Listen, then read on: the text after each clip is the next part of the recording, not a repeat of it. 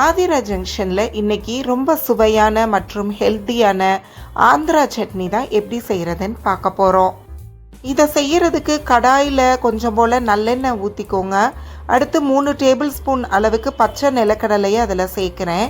அதை மீடியம் ஃப்ளேமில் சிறுதீயில் வச்சு கைவிடாமல் ஒரு 5 நிமிஷம் நல்லா வறுத்து விட்டுக்கோங்க. அதுக்கப்புறம் 2 டேபிள் ஸ்பூன் அளவுக்கு மல்லி விதை, 1 டேபிள் ஸ்பூன் அளவுக்கு சோம்பு, 1 டேபிள் ஸ்பூன் அளவுக்கு சீரகம் சேர்த்துக்கோங்க. இதையும் நல்லா வதக்கி விடுங்க. நீங்கள் பச்சை மிளகாய் சேர்த்திங்கன்னா தான் இது ஆந்திரா சட்னிக்குரிய டேஸ்ட்டே கொடுக்கும். இப்போ இதை எல்லாமே நல்லா வதக்கிட்டு வீடியோவில் காமிக்கிற அளவுக்கு ஒரு சின்ன துண்டு புளியை சேர்த்துக்கோங்க. சேர்த்துட்டு அதையுமே நல்லா வதக்கி விடுங்க.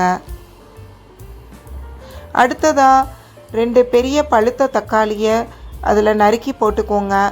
தேவையான அளவு தூளுப்பு போட்டு வதக்குனிங்கன்னா தக்காளி ஈஸியாகவே வதங்கிடும்.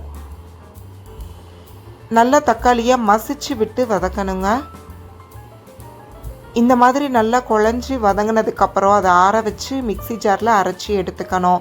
இப்போ தாளிக்கிறதுக்கு நான் கொஞ்சம் போல் நல்லெண்ணெய் ஊற்றிட்டு ஒரு டேபிள் ஸ்பூன் அளவுக்கு கடுகு சேர்த்துக்கிட்டேன்.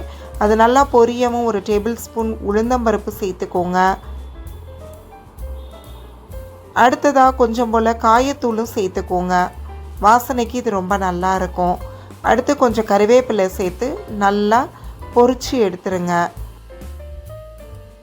இப்போது நம்ம அரைச்சி வச்சுருக்க சட்னியில் இதை சேர்த்துருங்க. சேர்த்துட்டு அடுப்பை சிறுதீயில் வச்சு ஒரு 5 நிமிஷம் போல் இருக்கட்டும். நல்லா கிளறி விட்டுட்டு உப்பு சரி பார்த்துக்கோங்க.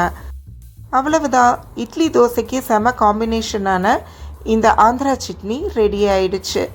இந்த ரெசிபி உங்களுக்கு பிடிக்கும் நம்புறேன். பிடிச்சிருந்தா ஆதிரா ஜங்ஷனை லைக் பண்ணுங்கள், ஷேர் பண்ணுங்கள், சப்ஸ்கிரைப் பண்ணுங்கள், பெல் ஐக்கானை ப்ரெஸ் பண்ணுங்கள். மீண்டும் சந்திப்போம்.